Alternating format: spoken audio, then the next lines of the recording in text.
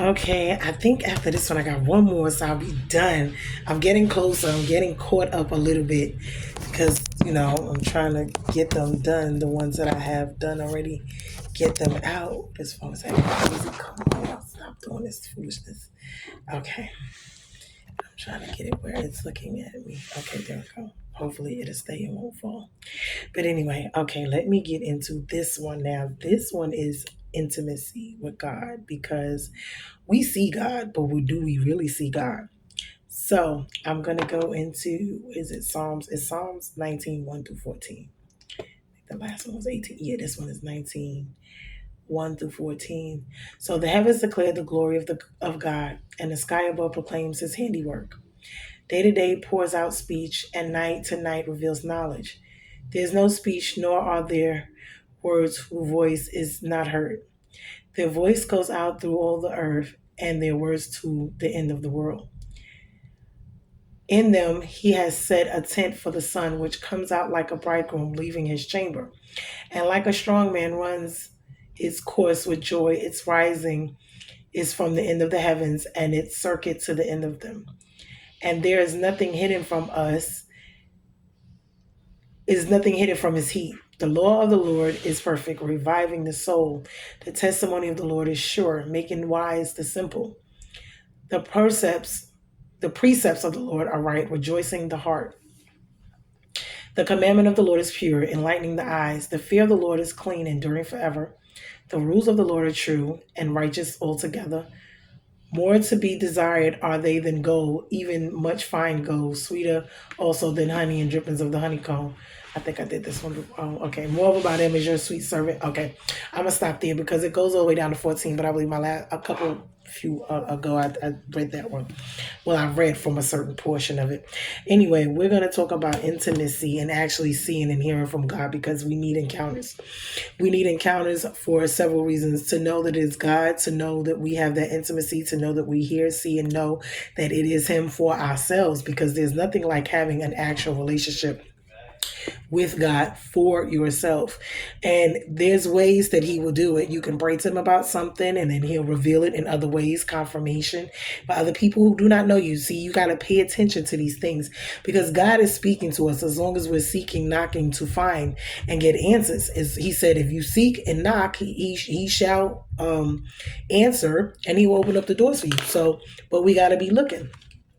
So now, and to those who look, He will give the information, revelation, knowledge, inspiration, whatever it is we want to call it. So now, do we really know God? There's so much more to God than we will ever know of Him. We can never know all of Him, and we must understand that because there's so many facets to Him. But He will reveal and teach us if we pay attention in His Word, meaning the Bible, in our lives and in this world, the signs and wonders each and every day of our lives, different things, ways He communicates with us. And usually, whatever we're discussing with God and going through in private, He will reveal outwardly. This is what He talks about. You must go and pray in silence. You must ask your applications, supplications to Him privately. You don't do it outwardly. You don't look for approval of man and people. God will reward you in His time. He will speak to you in His time. He will reveal to you His revelations, His insight, His knowledge from heaven in His time. But we have to wait on Him. We have to pray. We have to seek and wait. So here we go. So the glory, the grace, the mercy of Him speaking to us, speaking to our hearts, speaking to our minds, speaking to our situations, in our lives, meaning in our children, in us, in our mental, emotional, physical, financial. When we're dealing with God, we must allow Him to be a part of everything. We must ask Him, seek Him, everything. Why? Because He's the one that knows which way we should go. So we're going to face each day, with love, with joy, with peace. Each day, grace and mercy is given to us anew and afresh. Right. So we repent. We are thankful.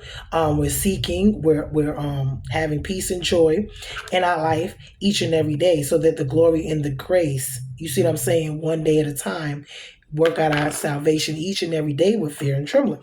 So this is more than just knowing Him as a God of creation, because Him being the God of creation, we see everything that He's made. It is perfect. It is wonderful. Even man in science, they still fathom how everything is perfectly made, and it just intricately sits there, and they do not understand and know. They want to, they think they're God, but they're not. Trust and believe they're not. They want to make people, robots, all this AI, all this. But there's certain things they cannot know. They do not know. They will not never ever know every and all thing that God has. They're not God. So they want to be, but they're not. And this is what we must understand. They do not give life. Okay. So the wisdom, the power that he has, the knowledge, he's our provider, he's our safety. These, we know these of him. And if you don't, you need to, and you will as you walk with him. The king, meaning in him, the ruler, the laws that he gives us to follow. The foundation of the word, meaning following and obeying and what he says in his word. We must also know him as our savior, meaning the God of our intimacy, the salvation, like I said before. Know him in his ways, like his character, his grace, his love, his mercy for us. He has a personality, his character. We're made in his image, all of us, and we have all these different characteristics about ourselves. That's why I love Tasha Cobbs, and she says in one of her songs, what is it? Gracefully made by him. She's the masterpiece. And it's just beautiful. I forget I wish I could remember right this minute, but anyway. But we're made in his image. We're, his perfect masterpiece. With the stroke of the brush of an artist, you were okay. I thought before life ever started, 'cause I'm your favorite. Yeah, you made me, and I am your favorite. I forget the name, but I love that song. Anyway, it lets you know that he is the creator. He is the potter. He is the one that's molding. He's the one that created everything. He made us in his image. Each one of us is intricately made. When God made us, he made only one of us. He broke the mold. There are no two that are the same. We all are in his image. So there are so many various, our looks, our attitudes, our mouths, our characters, everything about us that makes us us. We must understand our bodies, our body shapes, everything about us. We must understand. This is why when we try to be like each other and do things like each other, be out better, God gave us all our own gifts and talents, our own knowledge, our own wisdom for whatever it is our assignment or purpose is here on earth. We should not try to copy or be like anyone. Everyone's trying to look and be like everyone. Listen, the world is not what we need to be following. We're supposed to be cut off, separate from them. We're supposed to be total opposite of them. I know that we live here, and I speak to God myself each and every day. Show me how to live here and not be of here. Why? Because living here and being of here is two different things. I have to live here for now. So, and that wasn't even my choice. We all were born here, not my choice. He brought us here. So show me how to live here and not be of here, meaning live here and not be of here. And this is the gift of salvation. This is what we are experiencing. This is what salvation is about.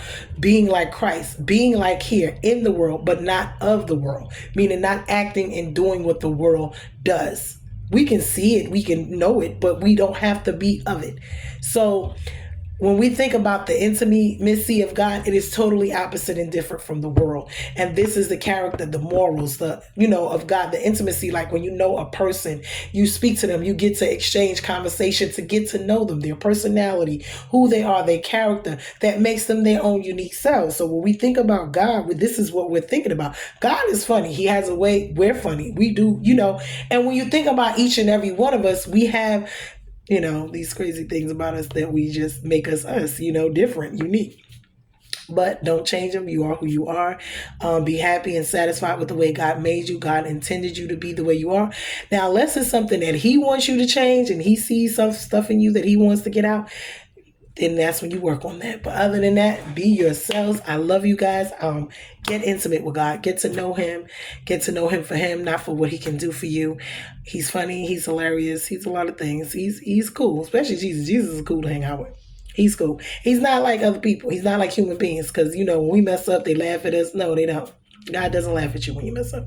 I mean, sometimes he'd be funny about it, but, be like, look what you did, And that's, for me, I feel like he does it with me because like, girl, didn't I tell you what your heart had to say? Yeah, because my mouth and my attitude. But he'll talk to you the way he talk, the way you are. You know what I mean? He talks to me the way that I am. He knows my personality. He knows me. Why? Because he made me.